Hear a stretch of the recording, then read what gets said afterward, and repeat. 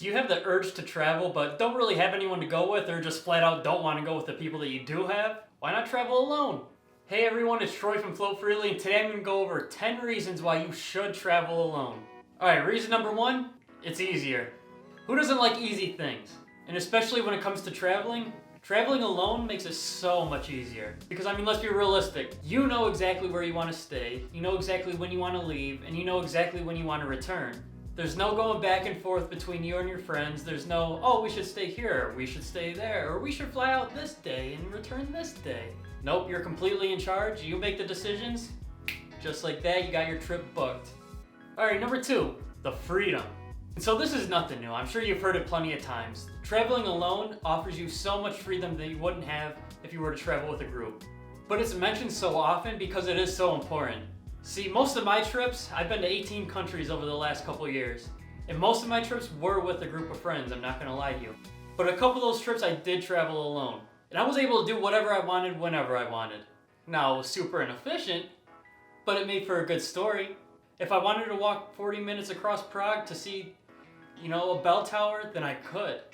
It kind of hurt my feet a little bit, but I did it because I could. Alright, number 3, less drama. See, on most of my trips, especially the ones that we went on with friends, every once in a while we get a little chippy with each other, a little attitudey, a little crabby with each other. And there were times we got into arguments and, we didn't get to see what we wanted to see because we were just too busy arguing with each other.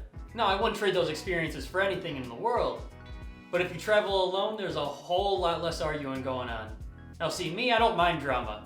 I think drama's pretty fun actually, even if I'm involved.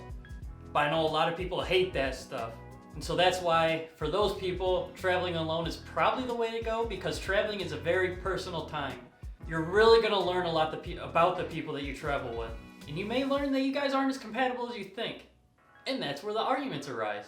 Alright, reason number 4. You learn to enjoy your own company. Now for me personally, I think this is the biggest thing. See, the happiest people I've ever met were the people that were just comfortable being with themselves. They didn't need the constant validation from other people. They didn't need the constant attention from other people. They love spending time with themselves. They love doing things that they love, and they do it alone. And that's why traveling alone is so great for learning how to love yourself. Because for that whole week, or however long you're gonna be on this trip, it's just you and yourself. Just me, myself, and I. And that's a long time to get to know yourself. Alright, reason number 5. It builds confidence. You see, I put this one at number 5 because it ties in with number 4 pretty well. See, when you travel alone and you are just by yourself for 7 days a week, there's no one else you can rely on. It is you out there in the wild. And so you're thrust into a bunch of positions that you've never been in before, that you're completely unprepared for. And it forces you to become bigger than yourself, to do things that you're not used to doing.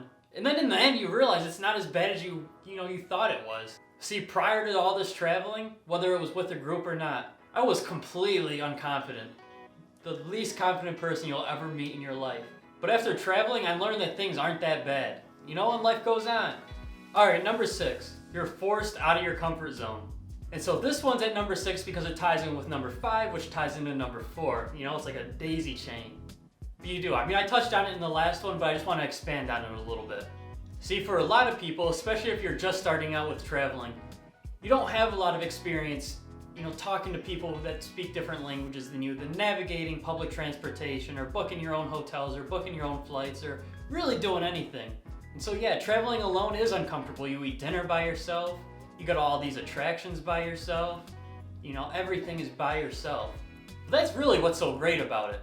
Because all these positions that you are by yourself in, you've never been there before. This is all new territory. And you're stuck out there. You pay for the flights, you pay for the hotel. You can't just go home. You can't just, turn away and walk away from it. You've got to face it. And you do, because you're on vacation and you can do whatever you want. Because you're traveling alone.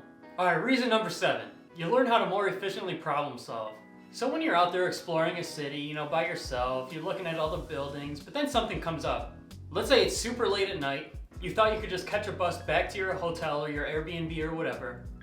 But you get to the bus stop and realize, oh, the buses aren't running anymore. Now what? So if the buses are stopped running, that must mean it's super late at night, which means probably the trains aren't running either. So now what do? You gotta You know, time's ticking. You gotta get back home. You probably shouldn't be out there by yourself in the middle of the night. So now you gotta think outside the box. What if you don't have service? What if you don't have Uber? What if you don't have Lyft? Maybe the city's small, maybe the town is small, maybe it's not there yet. So what do? For me personally, I'd probably find the nearest establishment that is open, whether it be a 24/7 convenience store, whether it be, I've seen some train stations that are open 24/7 even though no trains are running. Either way, I find my way in there. I talk to somebody, see if I could get the number for a taxi company, or just connect to public Wi-Fi, even though public Wi-Fi is super iffy. And then just Google a taxi company's number and figure it out. All right, number 8. There's a whole lot more opportunity to meet new people. See, if you're traveling alone, you'll most likely be staying in a hostel, just because it's the cheapest option. You don't have to. So I know a lot of solo travelers go the hostel route. And yeah, you can stay in hostels if you were traveling in a group, sure. But it will still be harder to meet new people. See, if you were by yourself, you could be in the hostel chilling and be like, hey Doug, you know that guy in the bunk bed next to mine, you wanna go get drinks tonight? Doug wants to get drinks tonight. New friend Doug. Now, let's say Doug lives in London. You become such good friends over the next week with Doug that on your trip to London next year, you message him, hey Doug, I'm in town. And he's like, oh, for real? You can crash at my place if you want to, so you don't have to spend money on hotels. Oh, Doug, that sounds amazing. Thank you so much. Boom. Going out for drinks with Doug just saves you potentially hundreds of bucks. All right, reason number 9. You can potentially save a lot of money. Now, for me personally, I'm a huge proprietor for traveling with a group. I think traveling with a group, you can save a lot of money, but you might be able to save more if you travel alone. Now, I know that contradicts itself, but hear me out. See, when you travel with a group, there's a whole lot more peer pressure to go out to eat a lot, to go out drinking a lot, to do a lot more activities. And you're gonna do them because you're with your friends and you wanna have fun, you wanna build those experiences. But when you travel alone, you can do whatever you want. There's no peer pressure, there's nobody breathing down your back saying, hey, we should go out every single night this week. You know, and since you're by yourself, you probably aren't gonna be going out drinking by yourself. It's a little dangerous, I mean, you still can, but just be vigilant. But the fact of the matter still stands.